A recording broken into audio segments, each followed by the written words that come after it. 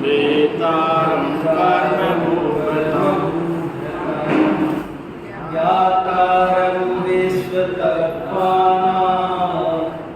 वन्दे तद्गुणलब्धये वन्दे तद्गुणलब्धये।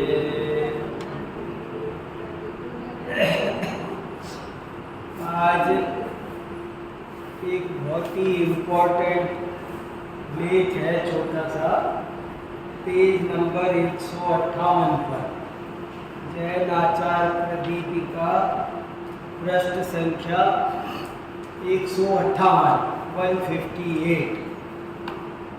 देखो, बहुत इम्पोर्टेंट बात मैं आज कहने की कोशिश करता हूँ। इस लेख का शीर्षक है धर्मात्मा सदा ही प्रसन्न रहता है। बहुत से लोगों को आपने देखा होगा दुखी रहते, जब देखो तब दुखी रहते हैं। कभी भी बात करो तो रोते ही रहते हैं, सब कुछ होते हुए भी। उनसे तबीयत पूछ लो, चाहे कोई और बात पूछ लो, हमेशा हम क्या करें, हाय जरा मौसम ही ठीक नहीं है, वही ठीक नहीं है, वही रोते ही रहते हैं हमेशा। ये कितना खतरनाक काम है। दुखी रहने से असाता वेदनी कर्म का आश्रय होता है, और जो लोग दुखी रहते हैं उनका दुख बढ़ता है, दुख से दुख बढ़ता है और सुख से सुख बढ़ता है। अगर ये साइंस अपनी समझ में आ जाए तो थोड़ा दुख हो भी ना, कुछ लोगों की तो ऐसी आदत पड़ जाती है बाद में, जब एक बार आपको सुखी रहने की आदत पड़ेगी ना, तो आप दुख में भी सुखी रहोगे। कोई कोई आदमी तो सुख में भी दुखी रहता है, और कोई कोई आदमी समझ हो जाए तो वो दुख में भी सुखी रहता है। उससे कुछ भी पूछो ना, कोई कोई, मेरा एक दोस्त था, वो कभी भी कोई बात हो जाए ना, एक दिन उसकी जेब कट गई तो वो कहने लगा, हंस के कह रहा है, हाँ आज तो मेरी जेब कट गई। मैंने कहा जेब कट गई, और जेब कट गई की बात को कैसे सुना रहा है, आज तो मेरी जेब कट गई। जो अरे आज तो हमारे बर्तन टूट गए, आज तो हमारी ग्लास सेट टूट गया। हाँ, एक आदमी दुख में भी सुखी रहते देखा है हमने। अरे आज तो मेरे जूते खो गए, आज खो गए। अरे आज तो हमारी ट्रेन छूट गई। ट्रेन छूट गई और किसी को टाइम से भी मिले तो रोते रोते सुनाएगा। तो कुछ लोगों की आदत होती है हमेशा दुखी रहना, और कुछ की आदत होती है हमेशा सुखी रहना। किसी को कपड़े भी बुरे लगेंगे, बाल भी बुरे लगेंगे, नाक भी बुरी लगेगी, मेरा शरीर भी बुरा है, सब बुरा ही बुरा है। ऐसे कुछ लोग दुखी स्वभाव के होते हैं। तो शास्त्र में बताया है कि जो लोग दुखी रहते हैं उनके असाता वेदनी कर्म का आश्रय होता है। दो तरह के वेदनी कर्म है, साता वेदनी और असाता वेदनी। तो दुखी रहने से असाता वेदनी कर्म का आश्रय होता है, मतलब दुख बढ़ता है। ऐसे कर्म का आश्रय होता है कि बाद में फिर उसके बदले में दुखी मिलने वाला है। इसलिए इस लेख का सारांश ये है, इस लेख में ये समझाने की कोशिश की है कि हमें कभी भी दुखी नहीं होना चाहिए, चाहे कुछ भी हो। जीवन में कभी भी दुखी नहीं होना चाहिए। भोजन नहीं मिला, कोई बात नहीं, कोई भी बात हुई, हमारे आचार्यों ने कहा कि किसी ने गाली दी तो भी खुश रहो, कि गाली दी तो गाली तो दी, लोग तो मारते पीटते भी है, हमारे लगी तो नहीं। ऐसे कुछ ना कुछ उसमें पॉजिटिव सोचो हर चीज में। एक आदमी ऑफिस जा रहा था, गाड़ी स्टार्ट करने लगा तो देखा पंचर है, कहने लगा बहुत बढ़िया हुआ। क्यों बहुत बढ़िया हुआ? कि यही पता चल गया रास्ते में हो जाती तो यहाँ तो मैं अभी मेरा साथी है घर पर, कोई भी है हमारा, इसको खोल के स्टेप नहीं बदलने के, रास्ते में हो जाती तो एक आदमी हमेशा खुश रहता है। वो जो भी हो कहेगा चोरी हो गई, हाँ जान तो बच गई, गाड़ी जल गई, गाड़ी तो जली, कोई घर को या जान माल को नुकसान तो नहीं हुआ। और एक आदमी जरा जरा सी बात पर रोता रहता है, और ये ऐसा आदमी कभी धर्म नहीं कर सकता, कभी सुखी नहीं हो सकता। धर्मात्मा बनने के लिए, सुखी होने के लिए पहली शर्त है हमेशा मुस्कुराते रहो, खुश रहो। महाराज जी कहते थे, विद्यानंद महाराज जी बहुत कहते थे कि दुख का पहाड़ भी टूट पड़े तो जो मुस्कुराता रहे उसका नाम धर्मात्मा। जिसके सामने दुख पिघल जाए वो तो धर्मात्मा, और जो दुखों के सामने पिघल जाए वो अधर्मात्मा। दुख आए हम पिघल गए तो समझो हमने धर्म नहीं पढ़ा, और हमारे आगे दुख आए और पिघल जाए तो समझो हम धर्मात्मा। इसलिए इस लेख को पढ़ने से आपको बहुत फायदा होगा। मैं थोड़ा सा पढ़ता हूँ, बातें तो बहुत सारी कहनी है लेकिन सब इसमें लिखी हुई है। देखो थोड़ा, चित्त प्रसाद, प्रसाद माने प्रसन्नता, मन की प्रसन्न, मन हमेशा किसी किसी का चेहरा देखो, वो है ना उसका चेहरा उदास रहते होते उदास ही बन गया है। अब वो कभी हंसेगा नहीं, वो भी ऐसा लगेगा उदास, मतलब उसकी हंसी में भी उदासी झल गई। और कोई आदमी इतना खुश रहता है कि कभी कदाचित वो रो भी पड़े ना तो भी हंसता नहीं लगता है। चेहरा प्रसन्न रहना चाहिए, कमल जैसा खिला रहना चाहिए। क्या दुख है दुनिया में। देखो, चित्त प्रसाद या आनंद भारतीय संस्कृति का सर्वोच्च जीवन मूल्य है, संदेश है। वैल्यू एजुकेशन की बात करते हैं ना, वैल्यूज होना चाहिए, आदमी में मूल्य होना चाहिए। तो सबसे बड़ा मूल्य क्या? प्रसन्नता। हर हाल में खुश रहो, जो हो गया सो। और सौभाग्य सागर जी महाराज थे ना, वो रोज हर प्रवचन के बाद एक वाक्य बोलते थे, जीवन में जो शेष है उसे ही विशेष बना लो, नहीं तो सब अवशेष रह जाएगा। मुझे बहुत अच्छा लगता था, समझ में आया? जिंदगी में जो शेष है उसे ही विशेष समझ लो, नहीं तो सब अवशेष रह जाएगा। क्या है? जो है सो बढ़िया है, आनंदित रहना चाहिए।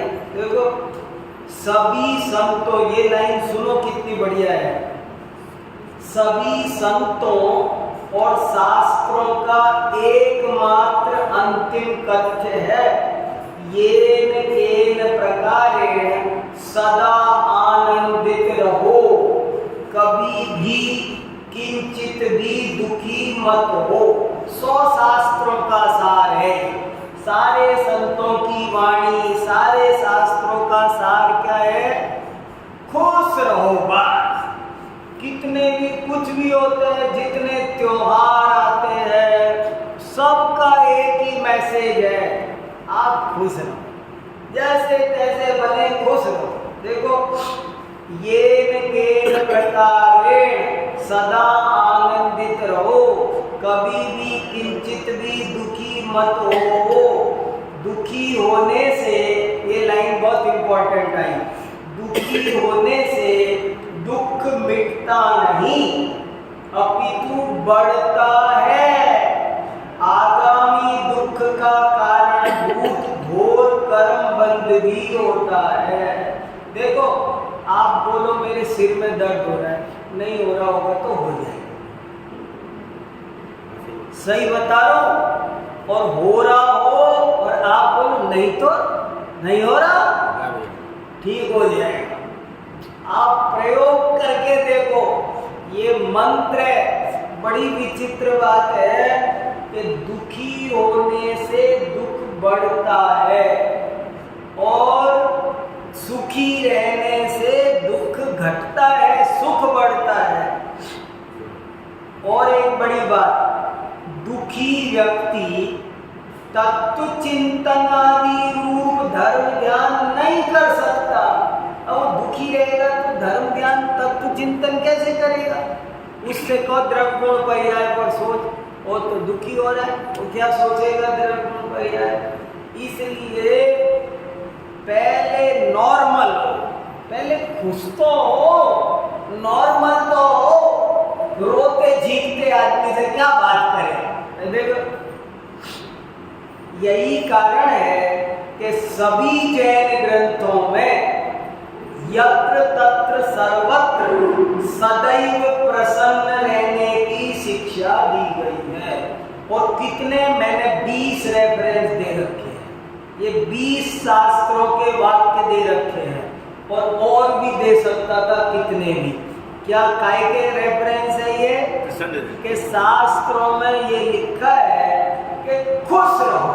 देखो कहाँ लिखा है, कार्तिकेय अनुप्रेक्षा में लिखा, जम चिंतति सानंदम तम धम्मम उत्तमम जानम। जो आनंद सहित चिंतन किया जाता है वही धर्म ध्यान है।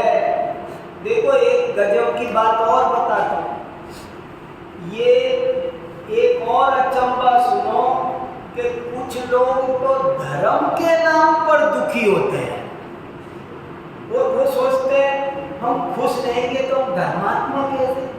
धर्मात्मा तो वो होता है जिसका मुंह लटका रहे, दुखी रहे, जो मुस्कुराए, वो कैसे धर्मात्मा हो सकता है? कितने ही लोग तो जो कुछ करेंगे ना, पूजा पाठ, बस यही है सबसे बड़ा धर्मात्मा। अरे नहीं भाई, धर्मात्मा तो उसका नाम है जो प्रफुल्लित रहता है। अपन बारे भावना पढ़ते हैं ना, तो कैसे राजा राणा छत्रपति दिन के अलवार, अरे भगवान मरना कब कोई दिन। ये इसलिए नहीं, जिनवाणी में ये बातें इसलिए लिखी है कि रो बारे भावना काय के लिए है। आपको पता है बारे भावना के बारे में क्या लिखा है? भवीय जनानंद जननियो, जिनके चिंतन इन चिंतत सम सुख जागे। बारे भावनाओं के चिंतन से क्या होना चाहिए? दुख होना चाहिए कि आनंद होना चाहिए? बारे भावनाओं से आनंद आना चाहिए। बारे भावनाओं से कोई मरते बचा नहीं सकता, ये दुख की बात नहीं है। कोई किसी को रख नहीं सकता, कोई किसी का भला बुरा नहीं कर सकता, ये दुख की बात नहीं है, ये वस्तु का स्वरूप है। और आनंद की बात है कि कोई किसी का भला बुरा, अरे कोई भी हो, राजा चक्रवर्ती, वो भी हमारा कुछ बुरा भला कर सकता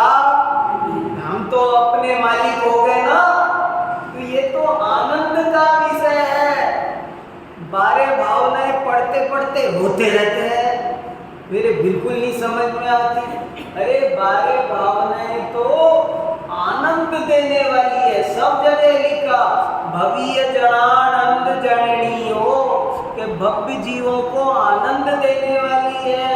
इन चिंतन समसुख जागे, इनके चिंतन करने से समता रूपी सुख पैदा होना चाहिए। और मगर हमें कि हम तो पूजा करें पाठ करें तो रोते ही रहते। हम अच्छे धर्मात्मा हो गए। धर्मात्मा तो बहुत प्रसन्न होता है, देखो तो सही। और देखो क्या लिखा तत्वार्थ सूत्र में, दुख शोक तापा क्रंदन बद परिदेव नानी आत्म परो वयस्थानानी असद वेद्यस्य। दुखी होने से, शोक करने से, ताप करने से, आक्रंदन करने से, रोना विलाप करना, इनसे और अशुभ कर्म बनता है मोटा। लोग सोचते हैं कि कितने लोग दुखी हो करके क्या क्या करते हैं। कोई तो आत्महत्या कर लेता है, उसे ये पता नहीं है कि मैं खुद अपने पैर पे कितनी बड़ी कुल्हाड़ी मार रहा हूँ, कितना बड़ा संकट उस पर आगे आने वाला है, भोगे नहीं भोगा जाएगा, मगर कर लेता है ऐसा काम। देखो और जगह जगह लिखा है, कितने बताऊं, रत्नकरंड श्रावकाचार्य के 99 नंबर के श्लोक में लिखा कि सामायिक कैसे करनी चाहिए, परिचेतव्या प्रसन्न धिया। सामायिक के समय कैसा होना चाहिए, प्रसन्न चित्त होना चाहिए। सामायिक के समय उदास, परेशान, चिंतित, दुखी, हाय राम क्या करे, मैं अकेला हूँ। अकेले हो ये अच्छी बात है। अरे अपने को वस्तु का स्वरूप पता नहीं है ना, एकत्व तो सौंदर्य है। ऐसी देखो पांडव पुराण में क्या लिखा, नहीं विषादो विदेयत्र तद्दिवै दुष्यजम फलम, कि कभी भी विषाद नहीं करना चाहिए, यही तो विद्वत्ता का फल है। शास्त्र पढ़े तो क्या फायदा हुआ।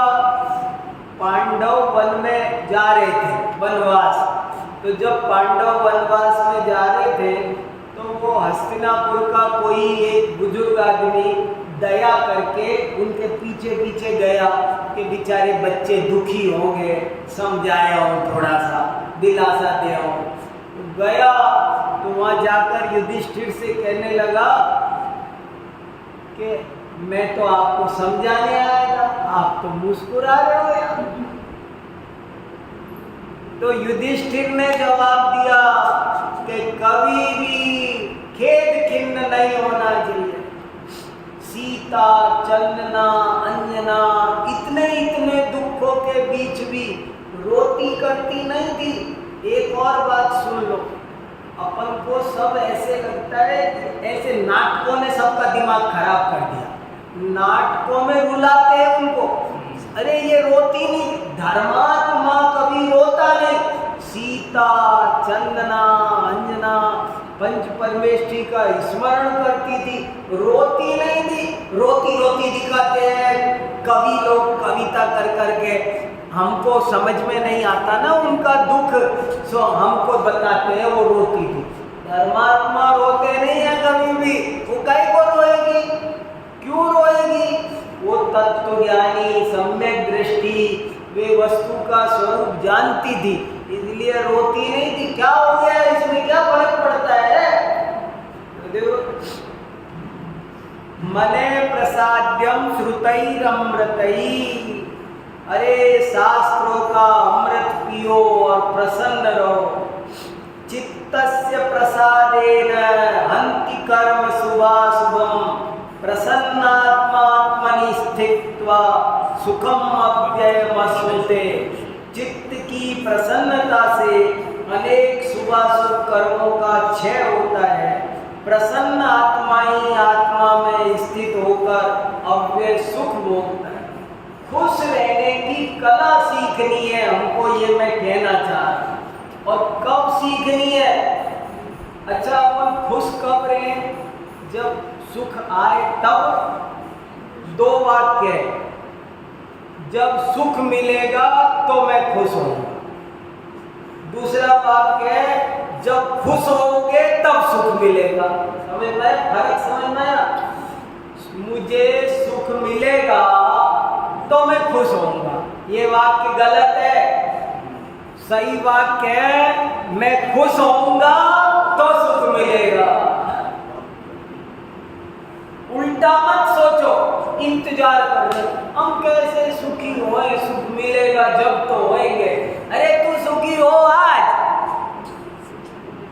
पीछे पीछे खुशी आ रही है। ये एक बड़ी बात है। देखो,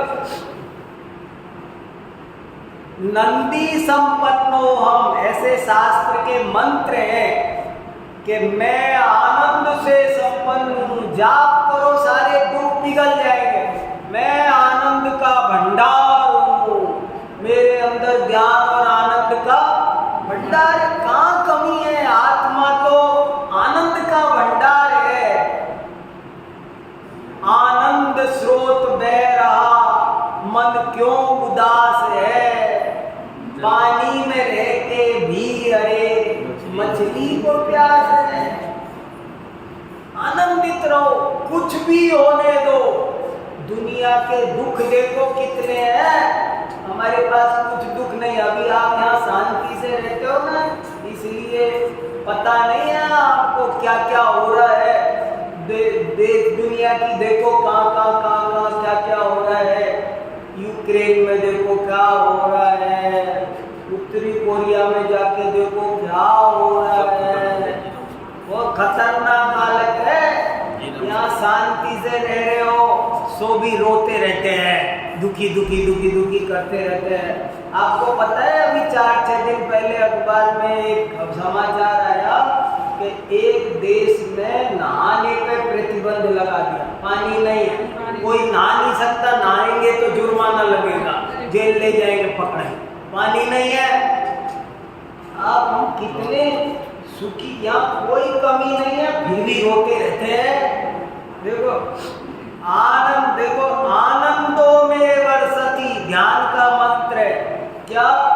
जरा चिंतन, कितना भी दुख हो आप ऐसे सोचो, आनंदों में वर्षति। अरे मेरे ऊपर आनंद की वर्षा हो, बरस रहा है, मूसलाधार आनंद बरस रहा है। आपका सारा दुख दूर हो जाएगा। कभी भी दुखी नहीं होना चाहिए।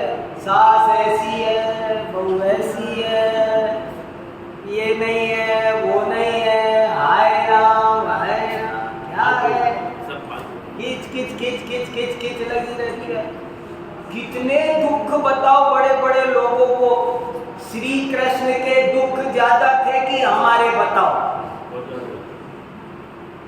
पैदा हुए, एक गरीब की झोपड़ी में बच्चा पैदा हो तो भी थाली बजा देते हैं, गुड़ बांट देते हैं। और उनके पैदा हुए तो छुपा के ले गए, अंधेरी रात में डूबती जमुना में। और जब मरे तो कोई मर जाए, 4 आदमी कंधा देने वाले मिलते हैं, और वहां मरे तो कंधा देने वाला नहीं कोई। सोचो कैसे क्या, सीता कितनी बड़ी राजकुमारी, राजा जनक की, और बताओ उसके दुख बताओ। दशरथ के घर ब्याई, राजा की बेटी राजा के घर आई, पर आते ही चल जंगल। वहां पहुंची तो रावण के यहाँ, और रावण के से जैसे तैसे 14 साल कटकटा के अयोध्या आई, फिर बदनाम हो के फिर निकल। हे भगवान, अपन जरा जरा सी बात पे, मैंने तो इस घर में कुछ सुख पाया ही नहीं।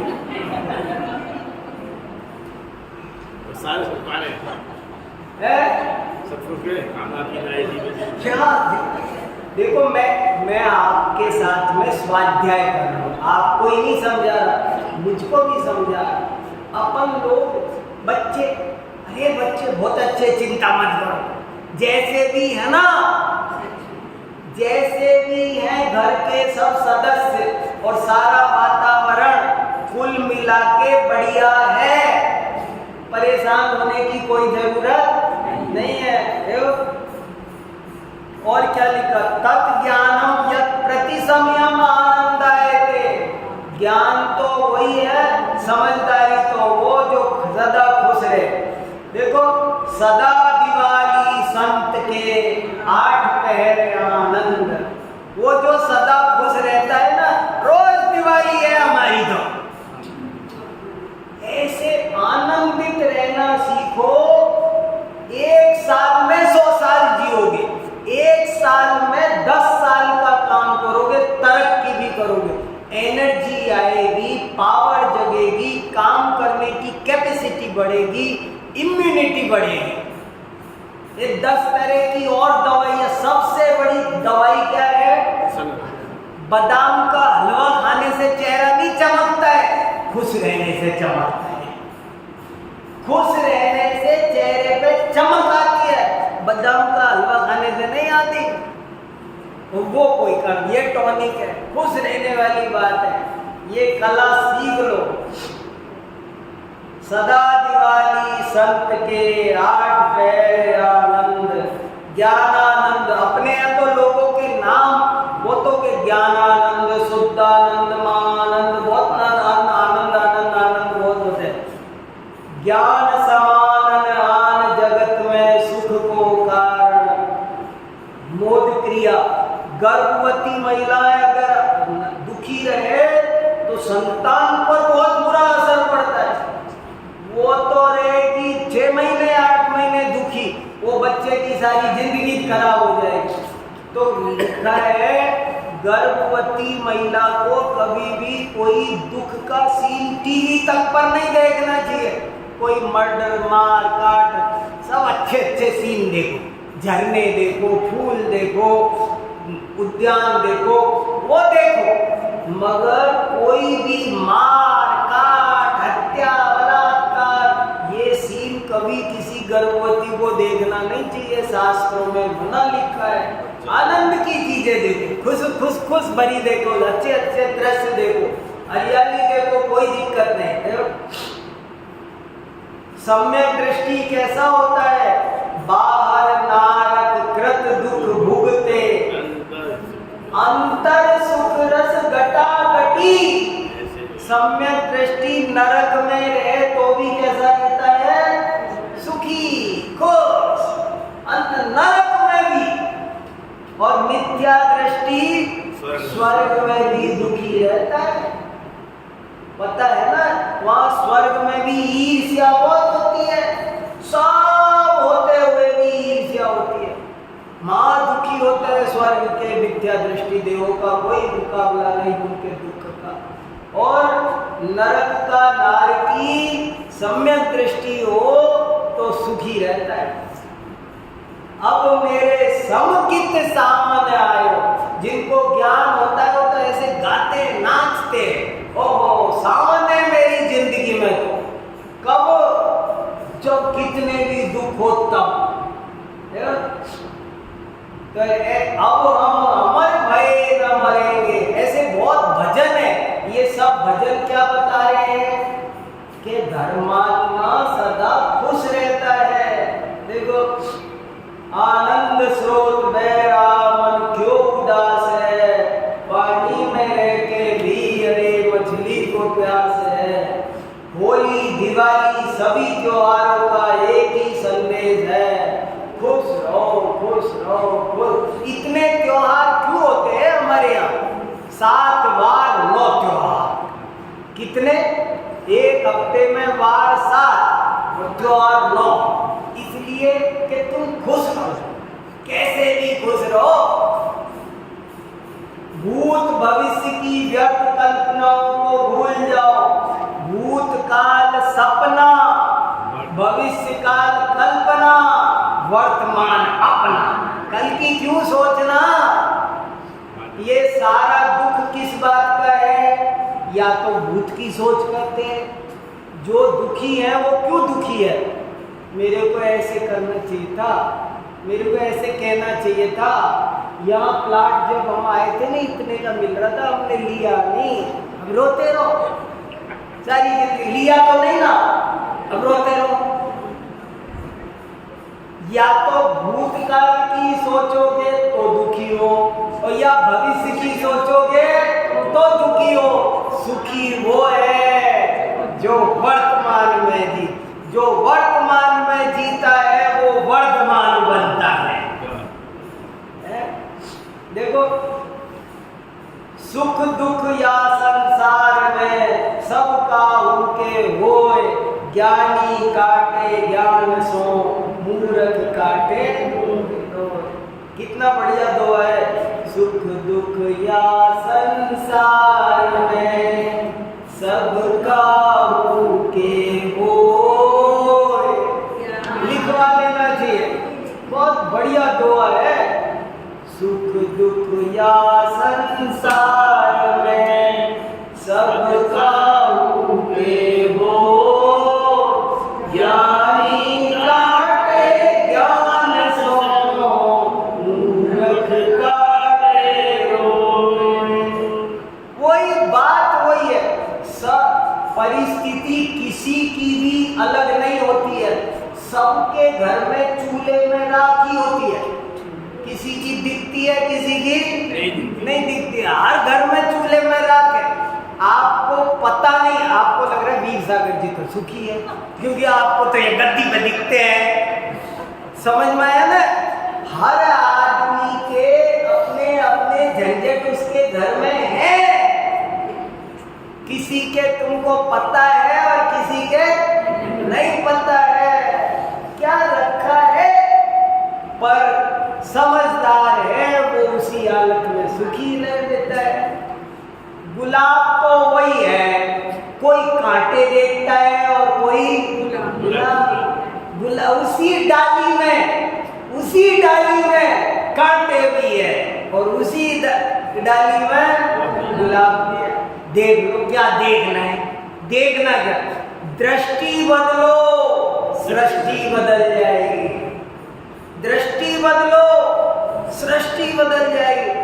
कारण मत खोजो, सुखी होने के लिए कोई कारण मत खोजो। कोई कारण मिलेगा तो खुश होऊंगा। अरे क्यों? कारण मिले तो क्यों खुश होंगे? बिना कारण खुश हो, है कि नहीं? भूत भविष्य की अधिक चिंता व्यर्थ और दुखद है। पति पत्नी का विवाद, पति पत्नी झगड़ रहे थे। ये पति कह रहा था मैं बच्चे को डॉक्टर बनाऊंगा, पत्नी कह रही थी नहीं मैं वकील बनाऊंगी। लड़ाई हो रही थी बहुत जोर से। पड़ोसी निकल के आए, क्या हुआ? ये कह रहे डॉक्टर बनाऊंगा, मुझे नहीं बनाना, रात में उठ के भागना पड़ता है, मैं तो वकील बनाऊंगी। अरे वकील बना के क्या करना? सब उल्टे सीधे पक्ष लेने हैं। डॉक्टर बनाऊंगा। अच्छा बच्चे को बुलाओ, बात करो। वो अभी पैदा नहीं हुआ, बच्चा पैदा नहीं हुआ, वो लड़ाई कर रहे हैं। ये हाल हमारा है। हम भी बेमुद्दे की लड़ाई। हमारे सारे दुख ऐसे हैं कि अगर उन्हें मंच पे दिखा दो तो हंसी आ जाए। ये सब हंसी, हम ऐसे ही रो रहे फालतू। देखो, भूतकाल सपना, भविष्य काल कल्पना, वर्तमान अपना। एक कविता है बहुत अच्छी, शानदार भूत था भविष्य भी महान है, अगर हम संभाल लें जो कि वर्तमान है। कितनी बढ़िया कविता है। शानदार भूत था भविष्य भी महान है, अगर हम संभाल लें जो कि वर्तमान। अगर महावीर भगवान अपना भूतकाल याद करते रहते तो मैंने तो आदिनाथ भगवान को गाली दी थी तो दी थी। प्राग भाव, प्रध्वंसा भाव, एक समय की पर्याय गई, खेल खत्म। हमने भविष्य में क्या क्या पाप किए हैं? हम सब सप्त व्यसन सेवन कर करके आए हैं, पंच परावर्तन किए ना। क्या भूतकाल की बातें सोचना? अब उनको चिपका के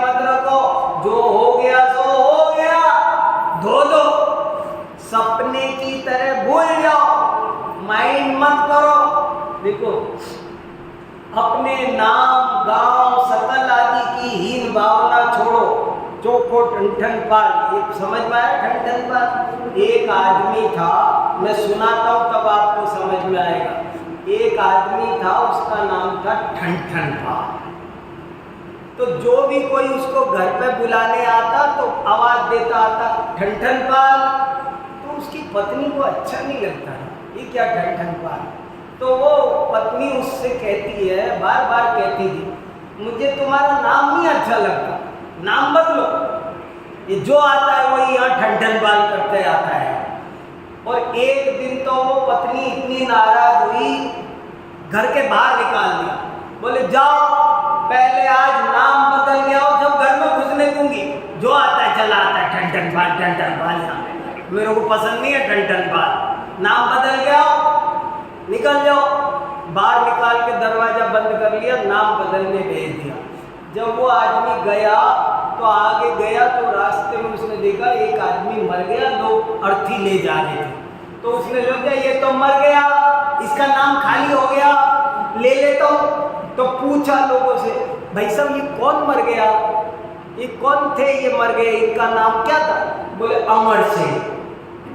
क्या? बोले अमर सिंह, वो मर गया, फिर क्या फायदा हुआ अमर सिंह नाम का? है? मैं नहीं ले रहा है ऐसा नाम। अमर सिंह नाम होके भी मर गया, मेरे को नहीं चाहिए ये। तो उसने जो है छोड़ो इसको, ये नहीं लेना, और आगे चलो। आगे गया तो एक आदमी भीख मांगता फिरता था, गरीब सा। तो उसने सोचा इसको कोई नहीं जानता, इसका नाम ले लो। हाँ भाई, तेरा क्या नाम है? बोले मेरा नाम धनपाल। बोले क्या धनपाल, और भीख मांगता है? धनपाल होता भीख मांगता है, फिर धनपाल नाम होने का क्या फायदा? फिर दुखी हो गया, बोले ये नहीं पार पड़ेगी, आगे चलो। और उसने सोचा छोड़ो आदमियों का, अपन तो कोई औरत का ले लेते हैं। तो एक औरत है ना, ईंधन इकट्ठे कर रही थी गांव में, जंगल में। कोई गरीब सी औरत उपले फुपले गाय का गोबर वोबर उठाती गिर रही थी। तो उसने उसको, ओ बहन जरा सुनना, तुम्हारा नाम क्या है, जरा नाम बता देना। उसने सोचा इसका नाम रख लेता हूँ मैं, तो बढ़िया रहेगा, आदमियों के तो बेकार निकले सब। तो उससे पूछा तो बोले क्या? बोले मेरा नाम लक्ष्मी बाई। ए भगवान, यहाँ भी वही हाल है, नाम लक्ष्मी बाई और छाना बीन रही है। छाना बोलते हैं राजस्थान में, छाना बीन रही है। आखिरकार थक थका के वो घर आ गया। घर आया तो पत्नी बोली बदल गया है नाम। बोले तू दरवाजा तो खोल। बोले क्या दरवाजा खोलूं, नाम बताओ क्या बदल गया है। तो उसने पूरी कहानी सुनाई। तो कहानी सुना के कहा कि सुनो, अमर सिंह ने मरता देखा, भिक मांगे धनपाल, लक्ष्मी बाई छाना बीणे, चोखो ठन पाल।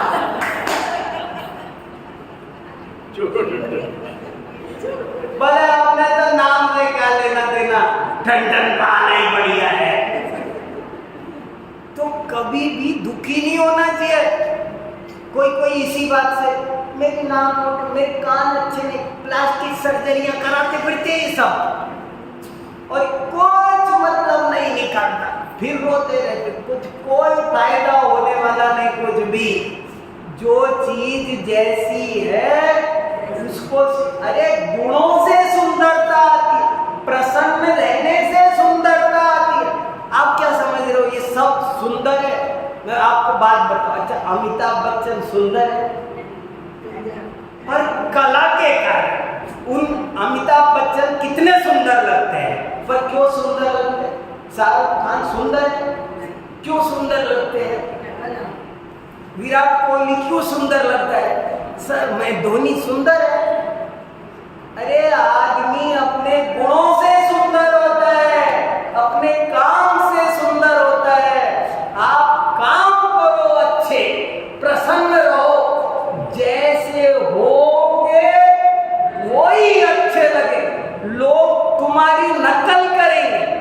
इतने अच्छे लगोगे कि तुम्हें देख के दूसरे सोचेंगे मेरा चेहरा भी इन जैसा होगा। आपको पसंद नहीं होगा अपना, लेकिन आप काम अच्छा करोगे तो दूसरे चाहेंगे मेरा चेहरा भी इन जैसा होगा। आपकी ड्रेस भी खराब होगी ना तो भी वो है ना, आप गुणों के कारण इतने अच्छे लगोगे कि लोग सोचेंगे मेरा कुर्ता मुड़ा रहता हो। नहीं, वो बिना प्रेस का पहनते वीर सागर जी, हम तो बिना प्रेस का पहने, अरे मैं तो बेकार पहन रहा हूं, लेकिन वो काम कर रहा है आदमी, तो वो काम से वो चीजें अच्छी लगती है। काम प्यारा होता है, चाम प्यारा नहीं होता। खुश रहने की कला जिंदगी में आ गई तो समझ लो खुशियों का लॉकर घर में लग गया, लॉटरी खुल जाएगी, खुशियों का भंडार टूट पड़े। आप 6 महीने में घर की काया पलट हो जाएगी। घर में जितनी नेगेटिव एनर्जी है सब बाहर निकल जाएगी। मैं बहुत बात कहना चाह रहा हूँ, घड़ी नहीं कहने दे रही। बहुत घर की सारी नेगेटिव एनर्जी बाहर निकल जाएगी, एकदम पॉजिटिव हो जाओगे और बहुत तबीयत ठीक होगी, निर्धनता ठीक होगी। 100 सालों की एक चाबी है, खुश रहना, खुश रहना, खुश रहना। ये कला आ गई तो बहुत बड़ा काम हो जाए। चलो बाकी बात बाद में करेंगे।